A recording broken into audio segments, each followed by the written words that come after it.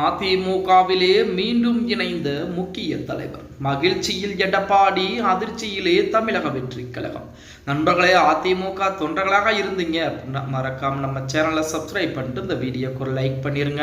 அனைத்திந்திய அண்ணா திராவிட முன்னேற்ற கழகத்திலிருந்து தினம் தினம் ஒரு நபர் ராஜினாமா செய்து கொண்டிருக்கிறார்.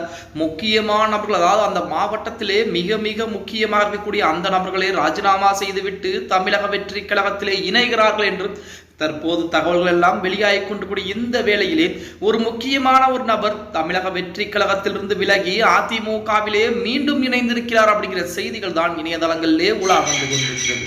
கோவை மாநகர் முன்னாள் மாவட்ட செயலாளர் குறிஞ்சி மணிமாறன் மீண்டும் எடப்பாடி பழனிசாமி முன்னிலையிலே அதிமுகவிலே இணைந்திருக்கிறாராம். அவருடன் தமிழக வெற்றி கழகத்திலிருந்து விலகிய எஸ் ஜெகத்குமார் உள்ளிட்ட பல முக்கிய நிர்வாகிகள் மீண்டும் அதிமுகவிலே ஐக்கியமாயிருக்காங்க. அத்துடன் மதிமுகவை சேர்ந்த மோப்பிரிபாளையம் பேரூராட்சி செயலாளர் எஸ் சண்முகம் தன்னை அதிமுகவிலே இணைத்துக் கொண்டிருக்கிறார். தமிழக வெற்றி கழகத்தில் முக்கியத்துவம் கிடைக்காததால் மீண்டும் அதிமுகவிற்கு திரும்பியதாக தற்போது அவர்கள் தகவலை சொல்லிக்கிட்டு இருக்காங்க. அதாவது அதிமுகவில் தான் இவர்கள் இருந்திருக்கிறார்கள், இவர்கள் தமிழக வெற்றி கழகத்திலே இணைந்திருக்கிறார்கள். அங்கே போன்றதுக்கு அப்புறம் தான் அதிமுகவே நமக்கு மிக முக்கியமானது, மற்ற கட்சியை பொறுத்த வரைக்கும் அதிமுகவில் தான் நமக்கு மிகப்பெரிய செல்வாக்கு எல்லாம் கிடைக்கும், அதிமுகவில் தான் மதிப்பு மரியாதை என்பது கிடைக்கும் என சொல்லி மீண்டும் அதிமுகவிலே இணைந்திருக்கிறார்கள் அப்படிங்கிற செய்திகள் தான் தற்சமயம் இணையதளங்களிலும் சரி, அதிமுகவுடைய அதிகாரப்பூர்வமான இணையதளத்திலும் சரி வெளியிடப்பட்டிருக்கிறது அப்படின்னே கூட சொல்லலாம். அதாவது அதிமுகவிலிருந்து பிரிந்து போகக்கூடிய நபர்கள் எல்லாம் சொல்லக்கூடியது ஒரே ஒரு முக்கியமான ஒரு கோரிக்கை மட்டும்தான்.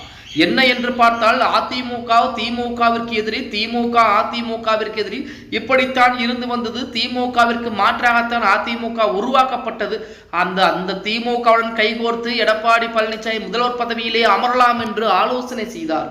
இதுதான் எங்களுக்கு பிடிக்கவில்லை என நேற்று கூட நமது கரூரிலிருந்து ராஜினாமா செய்த எம்.ஆர். விஜயபாஸ்கர் அவர்கள் கூறியிருந்தார்.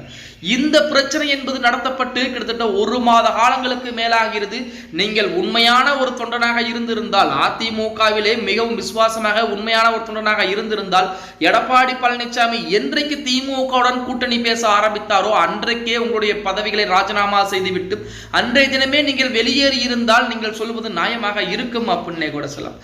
அதையெல்லாம் விட்டுவிட்டு ஒரு மாத காலம் முடிந்த பிறகு அந்த பிரச்சனையை மையப்படுத்தி தற்போது ராஜினாமா செய்வது எந்த விதத்திலே நியாயம் அப்படிங்கிறது தான் தற்சமயம் பார்த்தீங்க அப்படின்னா அதிமுக தொண்டர்கள் கேள்வி எழுப்பிட்டு இருக்காங்க. ஆனால் அதிமுக யார் இருந்தாலும் இல்லாவிட்டாலும் அதிமுக அப்படிங்கிற மாபெரும் ஒரு இயக்கம் என்பது இருந்து கொண்டுதான் இருக்கும். அந்த இயக்கத்தை யாராலும் அழித்துவிட முடியாது அப்படின்னே கூட சொல்லலாம்.